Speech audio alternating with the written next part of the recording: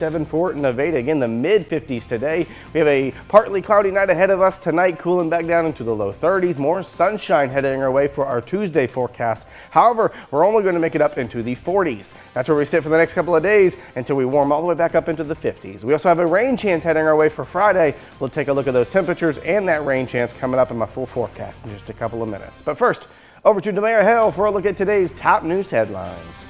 Thanks, Josh. Dollar Tree says it might have to raise prices in the new year. We'll tell you what the incoming Trump administration has to do with that. Plus, problems for a local Christmas toy drive. Why time is quite critical right now for the Salvation Army's Angel Tree campaign. And a pillar of the downtown Joplin arts community celebrating a big milestone. Your KSN local news at noon starts now. This is KSN 16, your local news at noon, with Tiffany Alaniz and Shelby Shabel.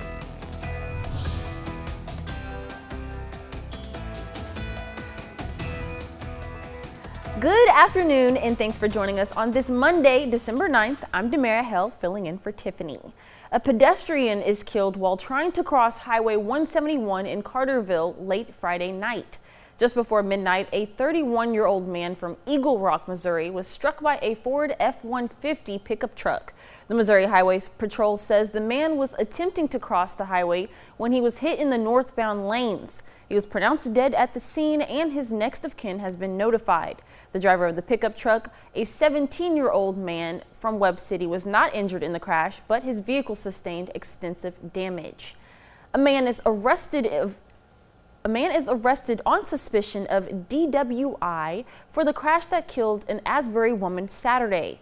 19-year-old Malachi Doyle from Topeka was taken into custody on a 24-hour hold for felony DWI, resulting in the death of another and failure to yield. The crash happened Saturday morning around 11:45 on Route H, 3 miles northeast of Asbury.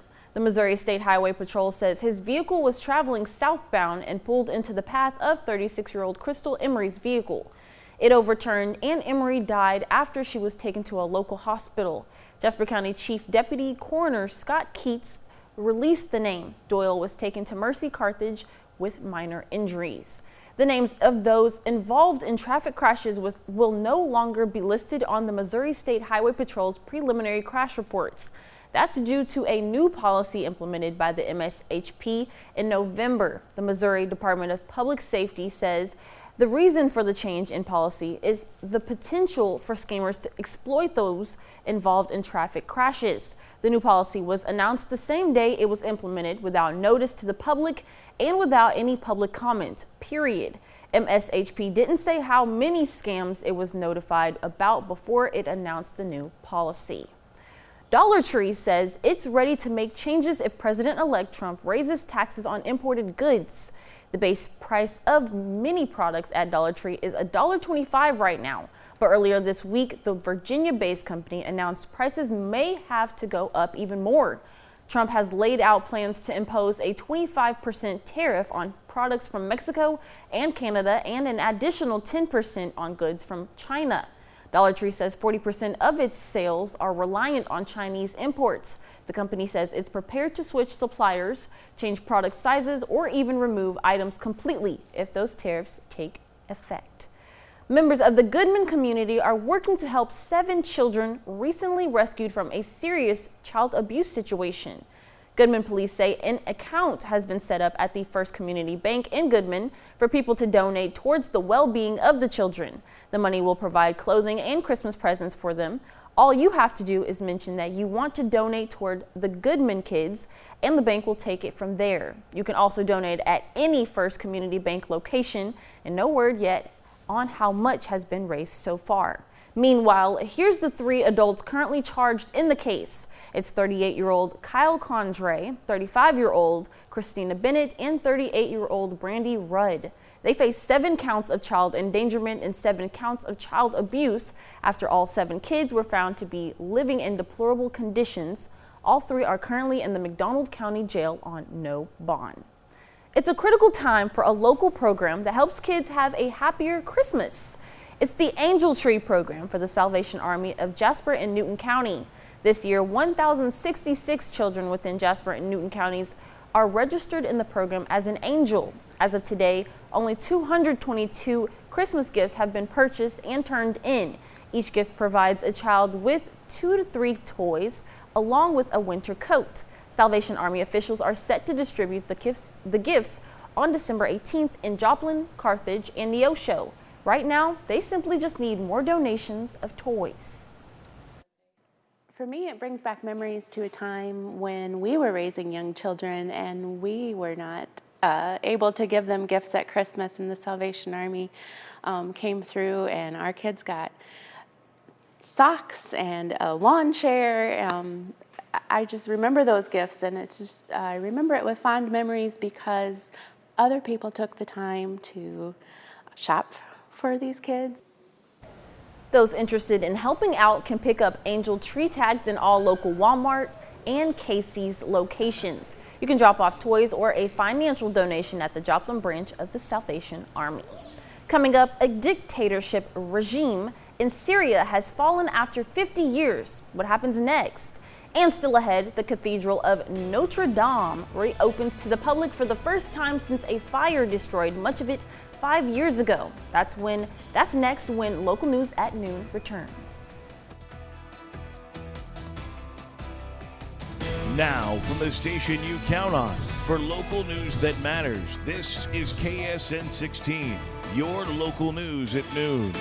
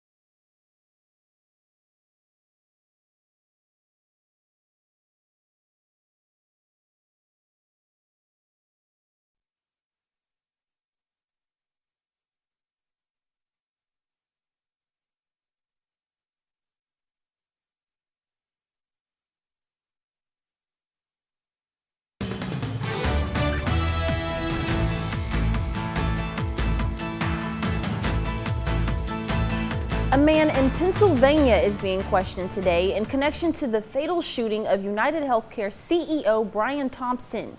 The man is in Altoona, Pennsylvania, according to sources. He's believed to have a gun similar to the one used to kill Thompson in front of a Midtown hotel, sources said.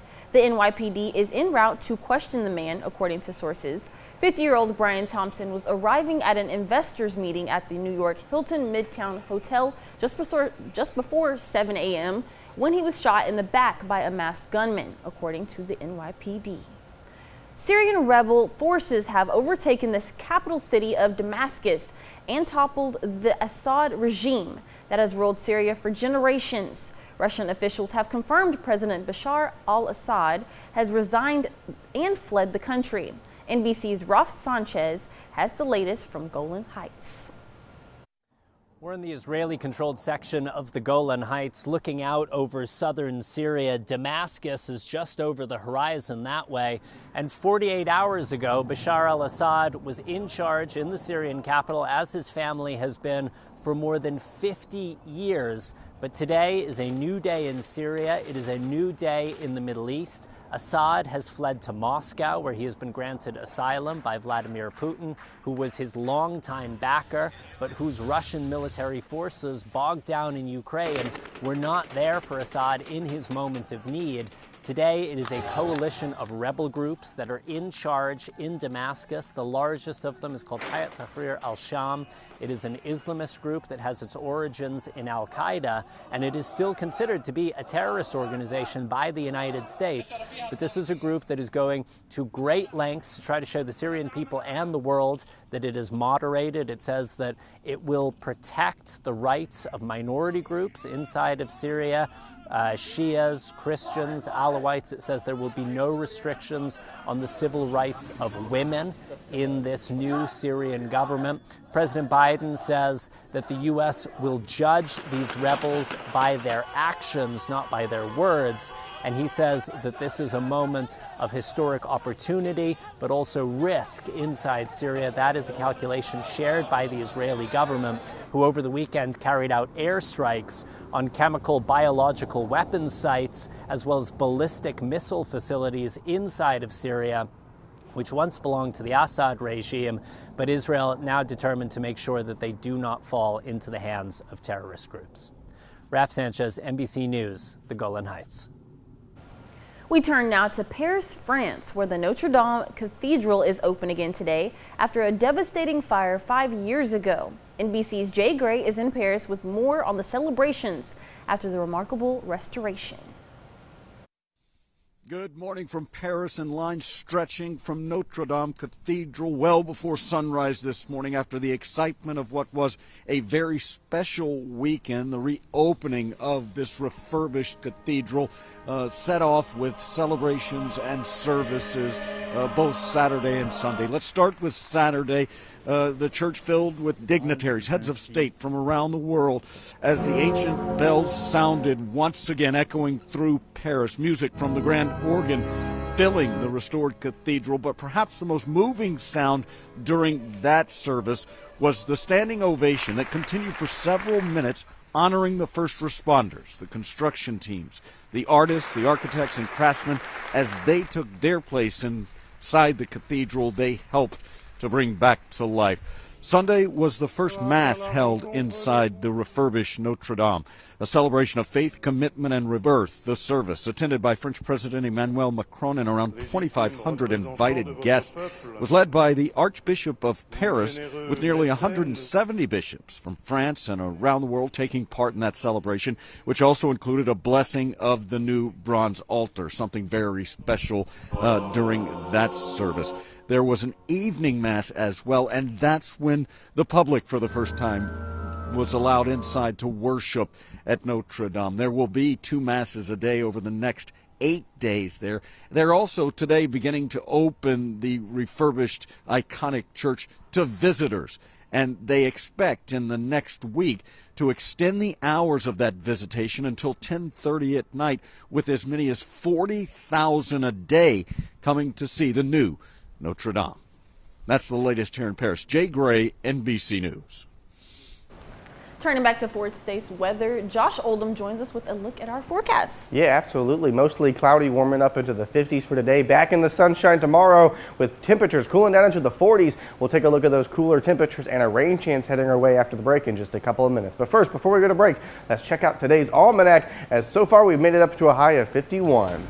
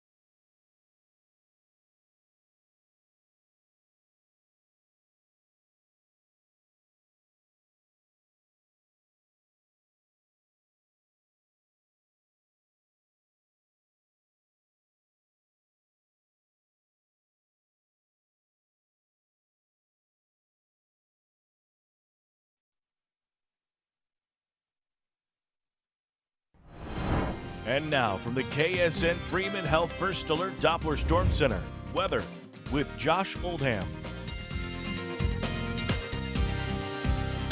Good afternoon, everybody. Thank you for staying with us and joining us today. Let's go ahead and take a look at this week's forecast. Weather headlines, patchy fog. That was for this morning, but it's gone and out of here. We could see some more patchy fog going into tomorrow morning as well. We'll keep a lookout for that. Back in the sunshine tomorrow, temperatures cooling down into the low 40s. And we also have a rain chance for not only Friday, holding a 20% chance, but there's a chance to see some patchy drizzle going into tonight as well. Let's take a look at our Westco Home Furnishing Tower cam. Mostly cloudy out there. We're in Joplin, Missouri with a little bit of fog out there in the great distance. However, we are slowly going to lose all of that, and then we're just going to be mostly cloudy and a little warm today as temperatures are going to make it up into the mid 50s again. Another day within those 50s. I'm not going to complain one bit. Freeman Health First Alert Doppler radar puts our current temperatures within those high 40s or low 50s. So far we've got 1 or 2 more degrees to go as we make it up into the mid 50s today. 51 for Joplin, Veneta, Coffeyville, and Chanute. 47 for Nevada, 48 for Pittsburgh, and 52 down here for Grove. So definitely a warm day ahead of us, but we do see that cool down heading our way going into tomorrow. As far as our future radar, mostly cloudy. We're going to see a south or north breeze today, 5 to 10 miles an hour going into tonight. We're going to see those temperatures cooling all the way down into the low 30s, and we'll also see partly cloudy with a chance to see some patchy drizzle overnight. This is before 1 a.m., but there's a chance for a couple of us, more of our southern viewership, to get it over 1 a.m. overnight into tomorrow as well. However, we are mostly sunny for our Tuesday forecast, warming up into the low 40s, and we're getting that north breeze again, 5 to 15 miles an hour, giving us gusts of breezes as strong as 20 miles an hour. Tuesday night going into Wednesday, mostly clear and cooler as temperatures are going to make it all the way down into the high 20s. So there's that cool down heading our way for our Tuesday forecast as well as our Wednesday forecast. However, past that, we do slowly start to warm up into the 50s by Thursday, the mid 50s by this weekend, and next Sunday holds a high around 57 degrees. So a cool down heading our way as well as a warm up heading our way. We don't see our rain chance just yet for Friday, but we're going to continue to monitor that. We'll take another look at that coming up on our 7-day forecast. Today's high brought to you by your KSN forecast from your local weather authority, 54 degrees right there, everybody. Saw some fog throughout this morning. However, we're mostly cloudy now with the north breeze, 5 to 10 miles an hour going into tonight. Partly cloudy tonight, cooling down into the low 30s with tonight's low of 31. That north breeze sticking around still 5 to 10 miles an hour. Gust of breezes as strong as 20 miles an hour. As far as tomorrow, back in the sunshine, making it up into a high around 42 degrees. That north breeze again sticking around 5 to 10 miles an hour, giving us gust of breezes. Again, we're just going to hold on to that going all the way into Wednesday. Tuesday and Wednesday could be a little bit more breezy, something we're going to continue to monitor as well. Here's that cool down heading our way. 42 for a high on Tuesday and 41 for a high on Wednesday. But past that, we see those 50s returning. A high of 50 for Thursday, 53 for Friday, 55 for Saturday, even a rain chance, 20% chance for showers closer to midnight on Friday night going into Saturday. Christmas is just right around the corner, everybody. Here's another look at our Christmas countdown, 16 days away before the big red man, Old St. Nick, shows up and delivers coal. Devera? Delivers coal. Wow, straight to it. Okay. Just straight to the. Not even the presents. No, I'm getting coal this year. Okay. That's what it is. Wow. Okay, well, coming up, a local community celebrates its new year and its culture. But first, a winter welcome at a local arts complex that's celebrating its 2nd anniversary. That's when Local News at Noon continues.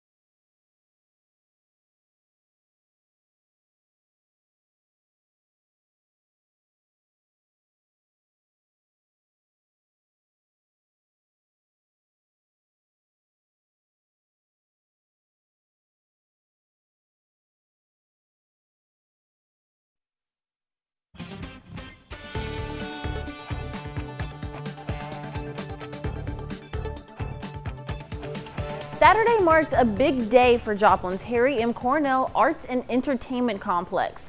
Early Saturday, a winter welcome makers market highlighted local artisans. The event is a collaboration between Connect-A-Culture and Spiva Center for the Arts. 12 local vendors showcased their own holiday art to those in attendance. Other activities included creating free make-and-take ornaments and snowflakes. Guests could also purchase handcrafted goods from local artisans at the Makers Market, ranging from glass photography, ornaments, cards, and jewelry.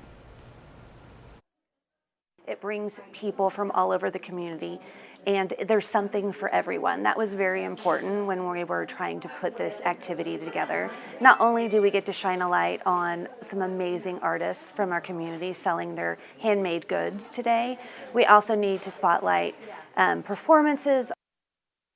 The event concludes with an evening in Kringle City, a festive holiday-themed performance filled with music and storytelling from Santa Claus himself.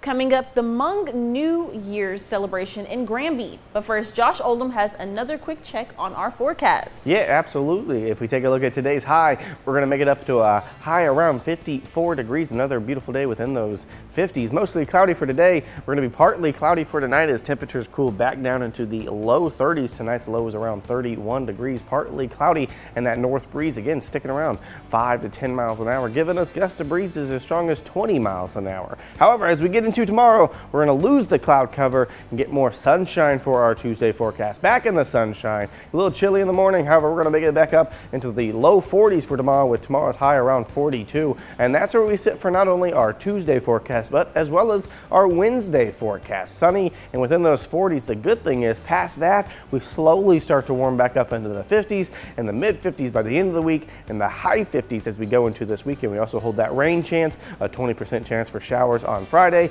and a chance to see some patchy drizzle going into tonight, something we can take a closer look at on our 7-day forecast. We'll take another look at that coming up after the break. We will be right back.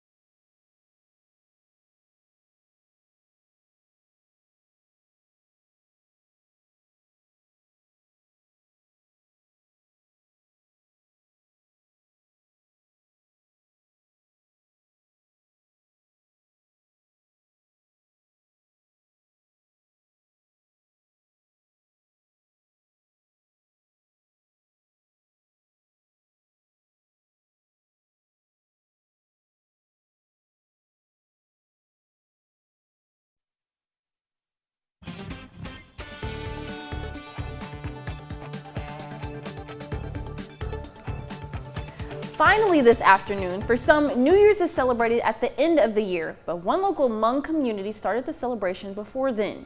The 20th annual Hmong New Year celebration kicked off at the Granby Intermediate School. The Hmong New Year holiday starts at the end of harvest season. Hundreds of Hmong Americans came out to celebrate in traditional and modern Hmong clothes. The events had dance performances and fashion shows showing off generations of Hmong style. Also part of the celebration is the tradition of finding a significant other at the event. There was also a special guest appearance from the youngest son to General Vang Pao. It means a great deal for everyone, but for me to personally be here in Granby, Missouri, to participate is meaningful to me too. Just to see how many people are here and everyone coming together for this one day. I mean, there's been moments where I'm like, I want to break it down in tears, and I'm going to break down here because all the hard work that put into putting today together means a lot. Hmong New Year is actually November 30th, which was when the harvest season ended. Now, Josh, you got this footage and you got to interview him. How was it? That was honestly a really cool event. All the clothes were amazing. I actually tried to buy a little bit myself, if I'm being honest. But that was a great thing to go to. The food was amazing. The stories were amazing. The people were great. That person that we met, the youngest son to General Vang, Chi Ning Vang as well, he was a really cool person. And honestly, he was like royalty. He walked up there. Everybody like stood up with him, applauded him. He had like bodyguards with him. He was really a really cool person to meet. You met royalty. You can check that off your bucket He list. did too, because he met me. Thank you for beginning this afternoon with us. Be sure to catch Living Well here on KSN at 4 p.m. today and the latest news at 6 and 10.